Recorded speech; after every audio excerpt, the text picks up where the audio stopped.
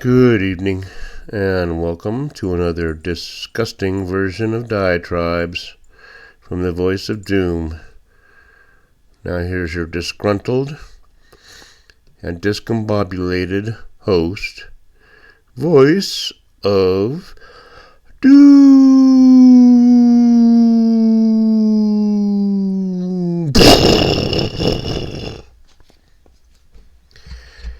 Hello. Alright, it's 1 in the morning. I figured I'd do a diatribe because I can fall asleep anytime I want to and sleep the whole day away if I so choose. So I figured I'd do a diatribe, but I don't really have a lot to talk about. I'm a little bit disgusted with humankind in general and the political landscape in particular. Now, we set up a government about 250 years ago, almost, that had 3 separate branches. In order to have a semblance of fairness in governance, as opposed to oligarchies or monarchies or things of that nature, where power was concentrated in one person or into a group of people, and the masses had to just live their peasant lives and put up with it and had no recourse. And we evolved over hundreds and hundreds of years towards a more democratic form of existence.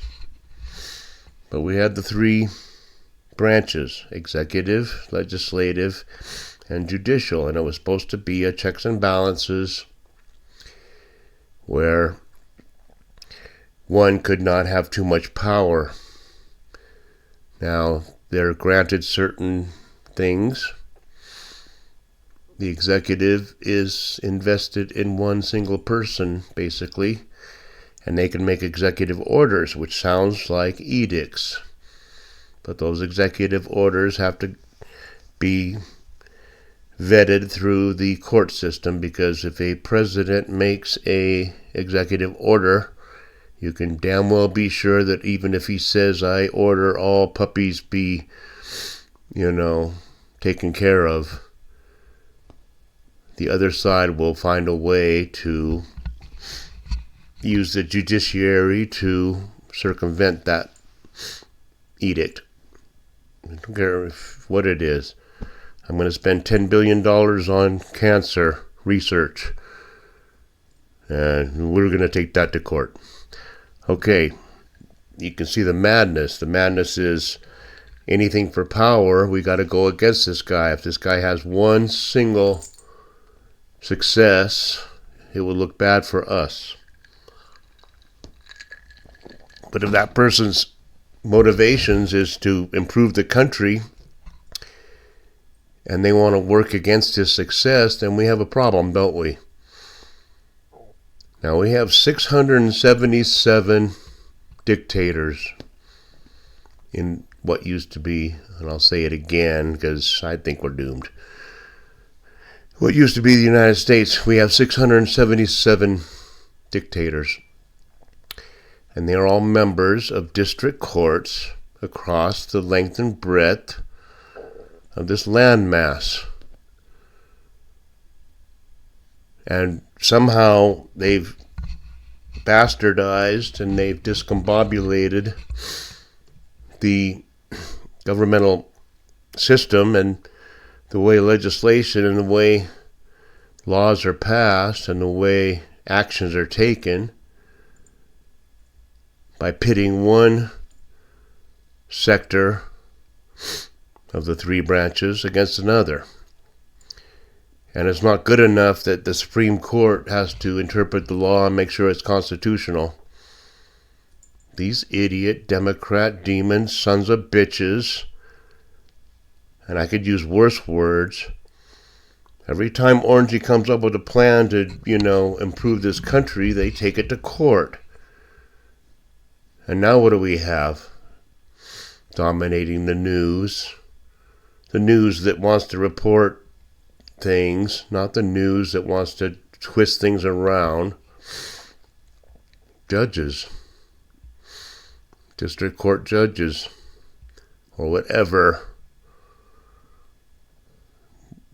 part they were in. Federal court judges, municipal court. I don't give a crap.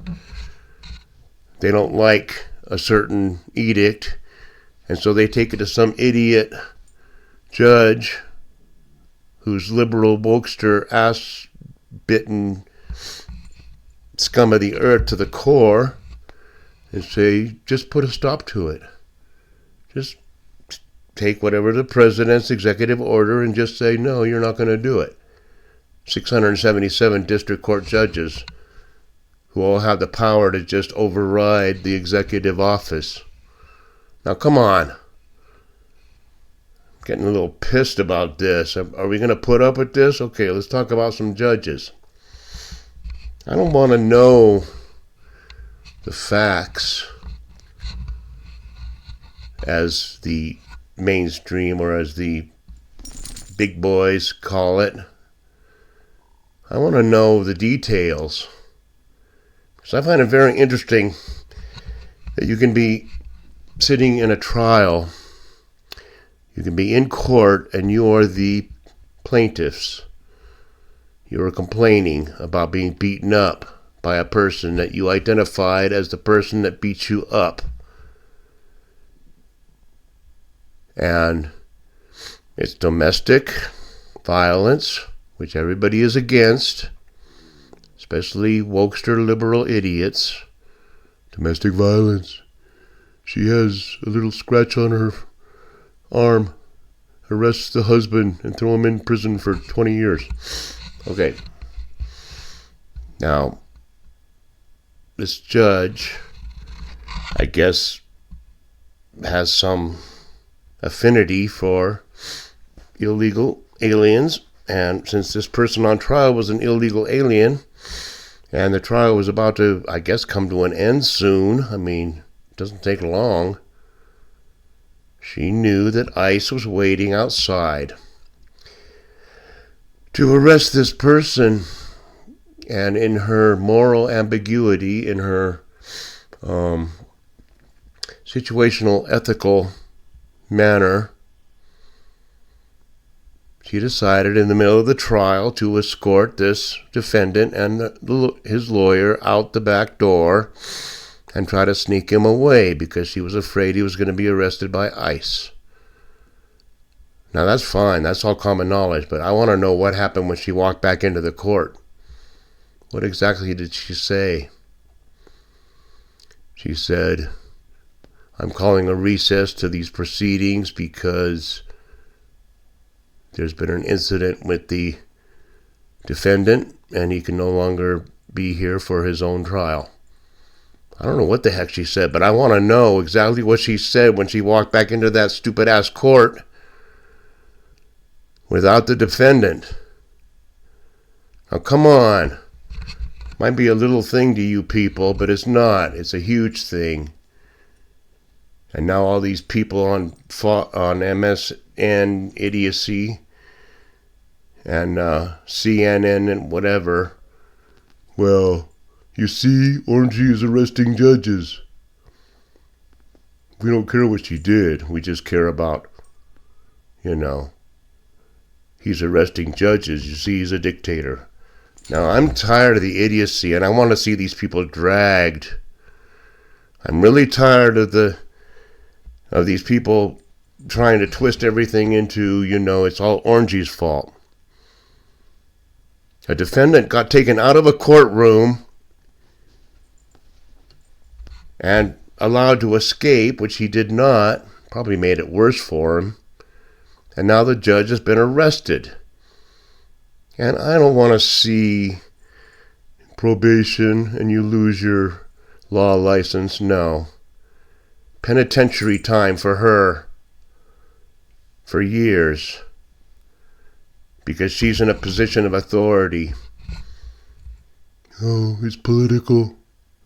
You see what they're doing? I wish more judges would be arrested, because they're all corrupt. Show me the man, I'll show you the crime. Show me Boegland or Bogman or whatever the hell his name is, and he's probably got skeletons. So arrest him and drag him away, face down, through the dirt, into the penitentiary, because they're the dictators. Case number 2. Judge is renting or whatever, letting illegal alien gang member use his shack, his spare apartment in his house, because he just feels for him and he wants, I don't know. He and his wife are befriending a damn gang member. So he resigns from his judgeship, and then he's arrested because he's harboring illegal alien. And the details are ridiculous of the fact that this gang member had pictures of decapitations. He was a gang member. Now, why this judge is housing him, I don't know. I can make guesses. Cuckoldry, I don't care what. Just sexual fetishes. But what if this judge and his wife ended up being found dead in their home? You know, instead of what played out, just picture what would happen if this judge found dead. Well, first of all, they'd blame Orangey.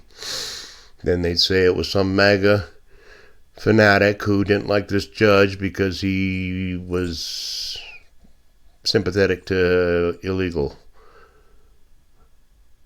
That would be the first thing, and then they'd probably have to dig into it. I guess a few detectives would actually have to investigate it and go, well, this guy was living with them and he was a gang member and now he's gone. So we got to kind of put him on the top of the list, don't we? And then the whole thing would become a brouhaha. He'd become another hero. I don't know what he'd be if they had been killed, which could have easily happened. And these people, I don't know what they're thinking. But this whole judiciary system has to be rebuilt from the ground up. From traffic court all the way up to the top. It's got to be vetted and dealt with, because I don't particularly like judges. Every judge I've seen has been an arrogant, pompous asshole, because they're put in a position to be that way. So I don't care if you audit every one of them, and if you find any malfeasance, throw them in prison. And if there's too much of a burden on our criminal justice system, then, well, so be it. You know, make it go faster. Have, summary executions of their sentences. You go in the morning and by the afternoon you're off to prison. Instead of all this hoopla, legal mumbo-jumbo. I'm really sick of this whole setup. And I hope it falls apart. I'm really yearning for the day that civilization falls apart so people can finally wake up and realize what's been going on. They can get off their real petty concerns. So I'll leave it there. I don't think we need 677 dictators deciding how this country is run, because it's going to lead to nothing but more anarchy, more confusion. And there needs to be a little bit of poetic justice. There needs to be an incident very soon where a liberal wokester icon gets mugged and beaten and put in the hospital by an illegal alien. And then they can hem and haw about that. It needs to happen, and it will. So I'll leave it there.